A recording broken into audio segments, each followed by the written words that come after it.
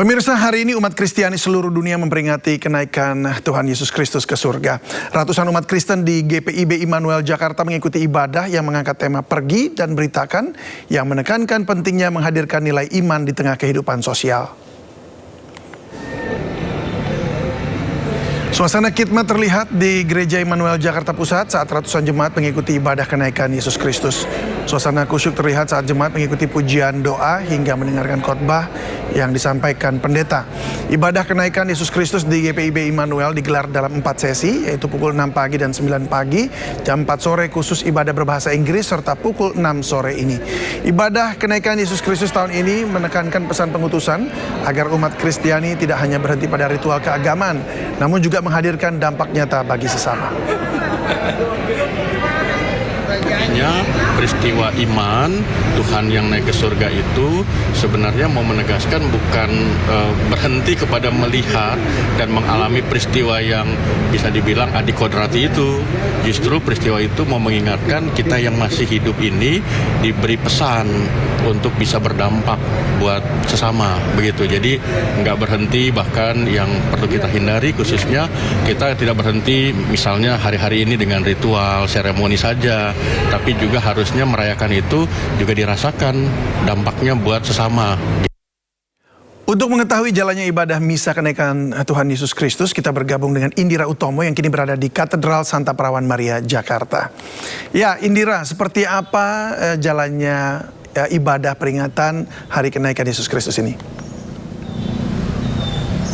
Ya, selamat sore David dan juga pemirsa. Pada tahun ini Gereja Katedral Jakarta kembali menyelenggarakan ataupun menggelar peribadatan misa yang bertepatan dengan kenaikan Yesus Kristus. Dan saat ini pukul 16.30 tadi baru saja dilaksanakan ibadah sesi ketiga pada hari ini.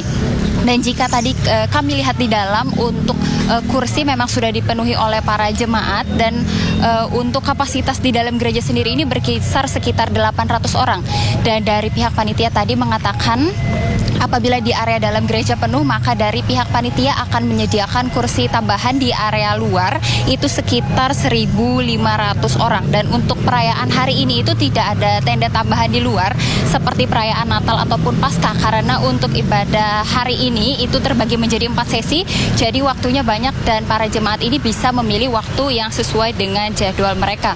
Untuk perayaan tahun ini mengusung tema keutuhan alam sesuai arahan dasar dari Keuskupan Agung. Dan sebagai informasi, hari kenaikan Yesus Kristus pada tanggal 14 Mei ini bertepatan setelah 40 hari perayaan Paskah.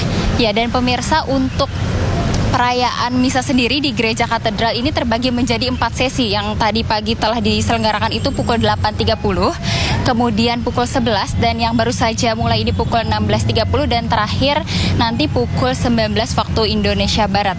Dan bagi para jemaat yang berhalangan hadir bisa mengikuti peribadatan melalui link YouTube official dari Gereja Katedral. Dan untuk keamanan sendiri, dari pihak keamanan sudah standby di lokasi dari pagi hingga sore hari untuk memastikan kondusivitas pada perayaan ibadah hari ini. Sementara itu, David.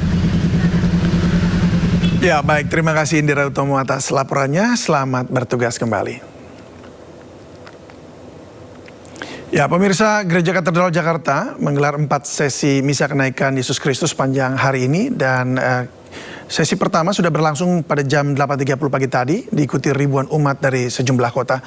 Berikut laporan Naura Syafika, Pandu Priyo, dan Jemi Yasin.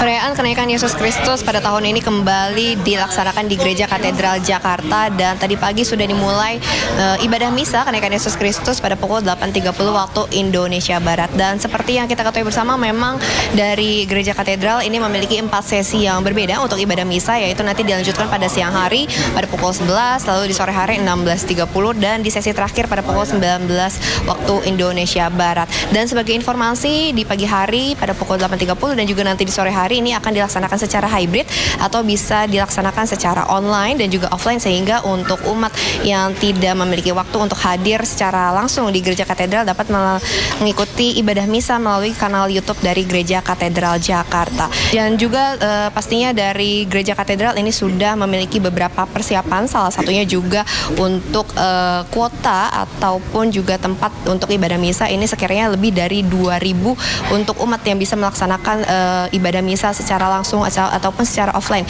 di Gereja Katedral. Namun memang berbeda dengan pelaksanaan Paskah sebelumnya, di mana kalau di pelaksanaan Paskah sebelumnya ini untuk pelaksanaan juga digelar untuk tenda di area parkir. Namun untuk saat ini tidak digelar di area parkir, namun dari Gereja Katedral ini juga optimis juga dan yakin dapat menampung untuk seluruh umat Katolik yang hadir di Gereja Katedral hari ini. Dan juga sebagai informasi, pada pelaksanaan ibadah misa kenaikan Yesus Kristus tahun ini juga tidak diperlukan registrasi, sehingga dari umat tidak perlu repot-repot untuk melakukan registrasi terlebih dahulu, sehingga bisa langsung datang ke Gereja Katedral Jakarta. Dari Jakarta, Nora Syafiqah, Jemi Jasin, iNews melaporkan. Kita ke informasi lainnya, pemirsa. Bandara Internasional Soekarno-Hatta, Tangerang, Banten dipadati penumpang di hari pertama momen libur panjang.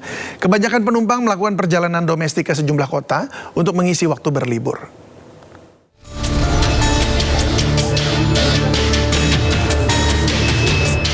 Sejak Kamis pagi, penumpang pesawat terus memadati area counter check-in Terminal 1C, Bandara Soekarno-Hatta, Tangerang, Banten.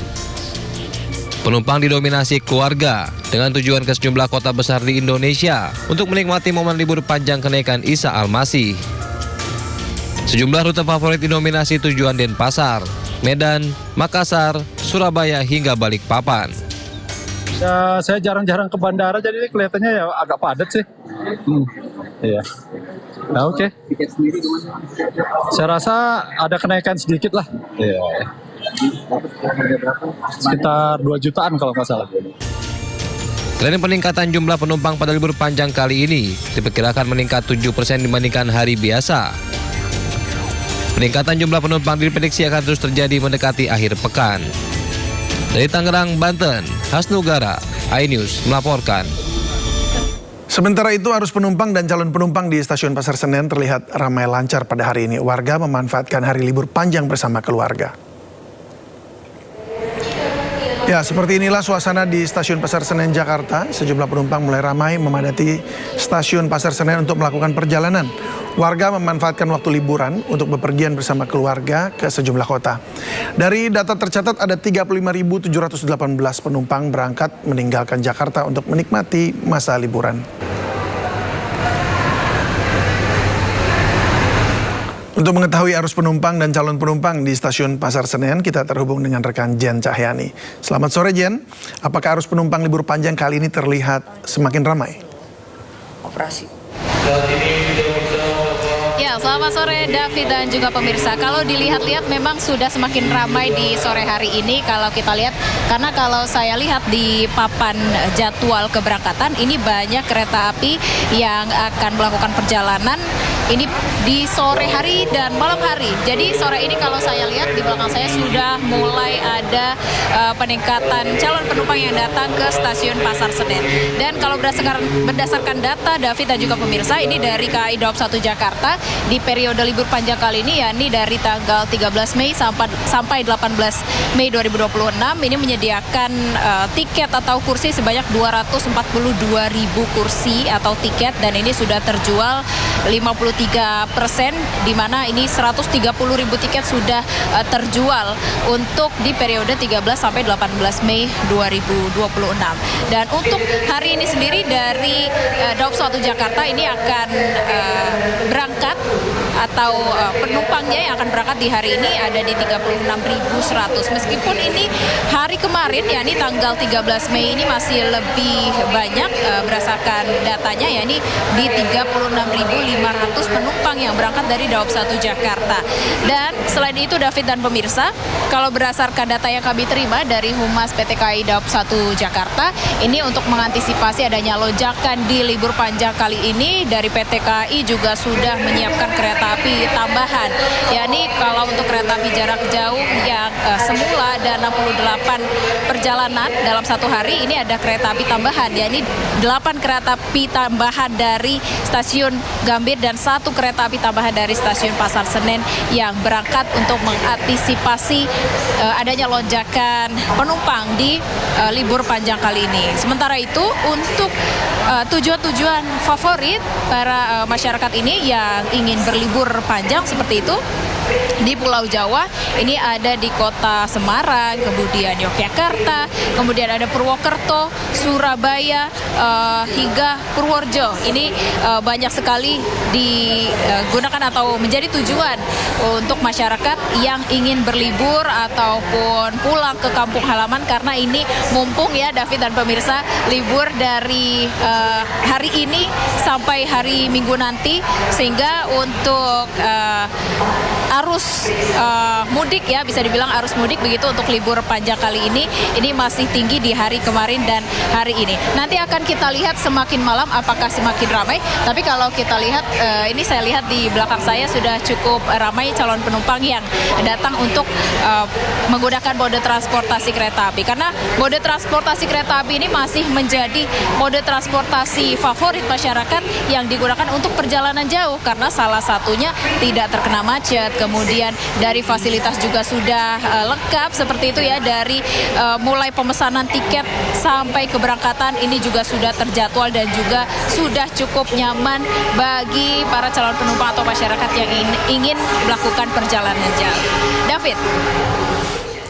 Ya Jen, untuk penumpang selalu perhatikan barang bawaan dan hati-hati di jalan. Terima kasih Jen Cahyani atas laporan Anda dari Stasiun Pasar Senen, Jakarta Pusat. Selamat bertugas kembali. Ya, pemirsa, libur panjang ribuan kendaraan memadati kawasan wisata Puncak Bogor pada pagi tadi dan polisi menerapkan rekayasa lalu lintas satu arah. Libur panjang kenaikan Yesus Kristus, jalur kawasan Puncak Bogor mulai diserbu wisatawan dan antrean kendaraan dari arah Jakarta menuju Puncak mulai terlihat di persimpangan Gadok. Petugas akan mulai menerapkan rekayasa lalu lintas satu arah pagi ini dan berlaku secara situasional hingga libur panjang berakhir.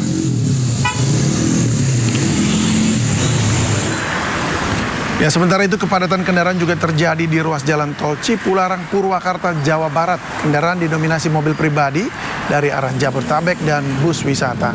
Selain itu, banyaknya truk yang melaju lambat juga ikut menambah antrean kendaraan. Diperkirakan peningkatan arus kendaraan di ruas tol Cipularang akan terjadi hingga hari Minggu.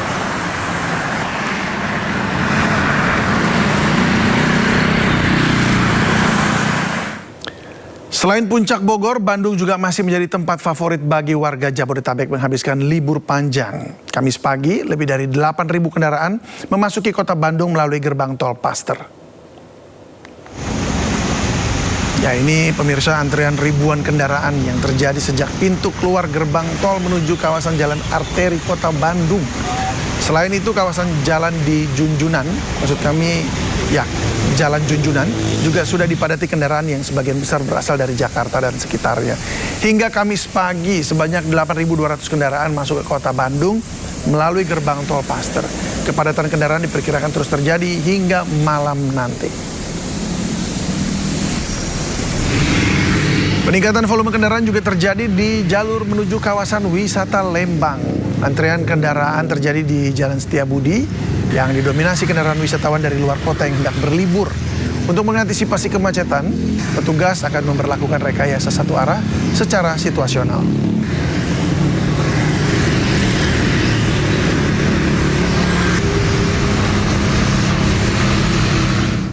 45.000 tiket kereta jarak jauh di Daob 2 Bandung ludes terjual pada momen libur panjang kenaikan Yesus Kristus. Untuk mengantisipasi lonjakan penumpang, pihak KAI menambah 2 perjalanan.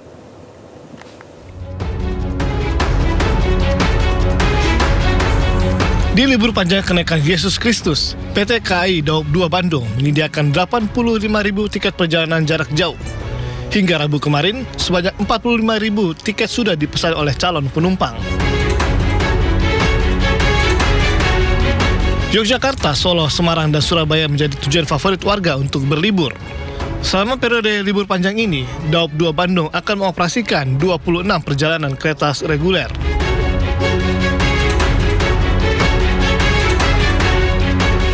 Hingga saat ini tercatat sudah 45.000 lebih tiket yang dimiliki oleh calon pengguna jasa pada masa libur panjang kali ini, atau lebih kurang 53% dari ketersediaan tempat duduk yang ada. Semarang, Surabaya, Solo, Jogja menjadi daerah-daerah pilihan favorit pengguna jasa kereta api pada masa libur panjang kali ini. Untuk mengantisipasi lonjakan penumpang, Daob 2 Bandung juga menambah 2 perjalanan kereta yakni Bandung-Solo Balapan. Diperkirakan kepadatan penumpang akan terjadi hingga minggu mendatang. Dari Bandung, Jawa Barat, Ervan David, iNews melaporkan. Libur panjang lagi, macet lagi. Seperti libur-libur sebelumnya, warga mengisi liburan ke tempat wisata hingga membuat sejumlah wilayah macet. Di antaranya Puncak hingga jalur menuju Kota Bandung.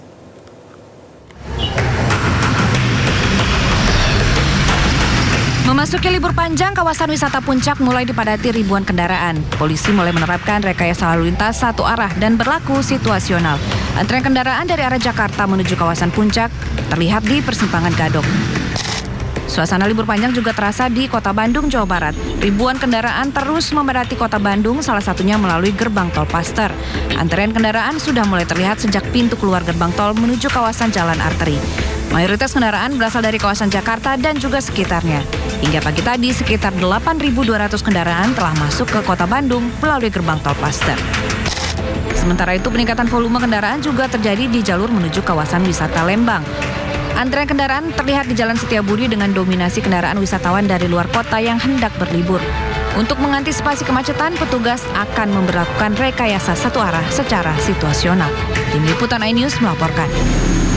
Nah, pemirsa, Pantai Ancol masih jadi opsi utama masyarakat sekitar Jakarta untuk mengisi hari pertama libur panjang di hari ini. Lokasinya yang mudah dijangkau dan ombak yang tenang menjadi alasan pengunjung untuk berlibur di Ancol. Momen libur panjang di pekan ini dimanfaatkan sebagian masyarakat untuk berlibur bersama keluarga, dan sebagai destinasi favorit, Pantai Ancol jadi salah satu pantai ramah anak sebab ombak yang tenang memberikan ruang bagi anak untuk mengenal alam. Selain itu, lokasinya yang mudah dijangkau menjadikan Pantai Ancol sebagai tujuan utama untuk berlibur bagi warga sekitar Jakarta. Kebetulan dekat juga dari sini, dari Cilengsi ya. Jadi sekalian edukasi untuk anak yang pertama kali untuk main ke pantai yang biasanya nyari tempat adem sih, sekarang ya kita edukasi di pantai biar kenal pasir pantai dan lautnya.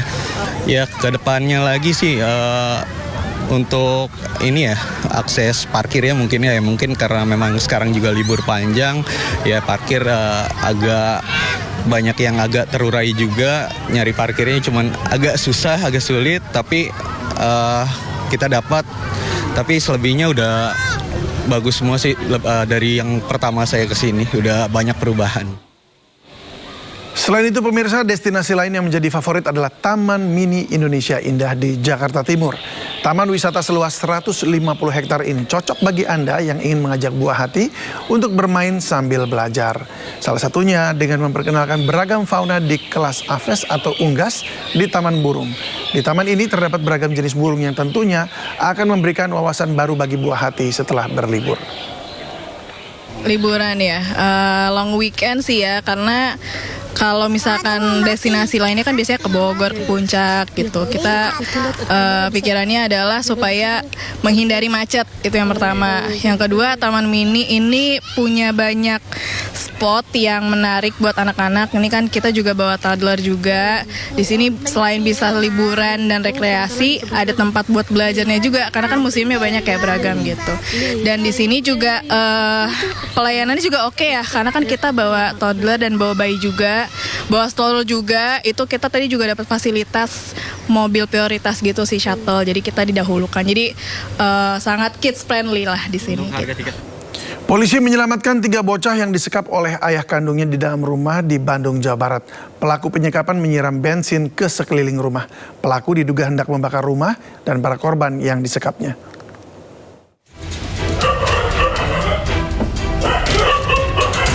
Petugas mengevakuasi 3 bocah yang diduga disekap oleh ayah kandungnya di sebuah rumah di Jalan Lembah Nendet, Kota Bandung, Jawa Barat. Penyekapan diketahui setelah ada laporan dari ibu korban. Saat polisi mendatangi lokasi, pelaku penyekapan menyiram bensin ke sekeliling rumah. Pelaku diduga hendak membakar rumah dan para korban yang disekapnya. Selain menyiram bensin, pelaku juga melepaskan anjing untuk menghalau petugas masuk rumah. Penyekapan 3 bocah berusia 3, 5, dan 7 tahun ini dipicu perseteruan dengan ibu kandung korban. Istri dan dengan suaminya ini memang ada permasalahan keluarga sebelumnya, ya, sehingga kami akan meneliti lebih lanjut permasalahan apa yang memang terjadi di antara kedua belah pihak, karena memang indikasinya ada permasalahan keluarga, ya, apakah itu karena ekonomi, ya, atau mungkin ada hal-hal lain ini yang menjadi concern kami. Polisi mengejar pelaku penyekapan yang kabur dan menyelidiki penyebab dugaan penyekapan anak ini. Dari Bandung, Jawa Barat, Jupita Meliana, iNews melaporkan. Mantan Mendikbudristek Nadiem Makarim dituntut 18 tahun penjara dalam kasus dugaan korupsi pengadaan laptop berbasis Chromebook. Informasinya akan hadir usai jeda berikut ini.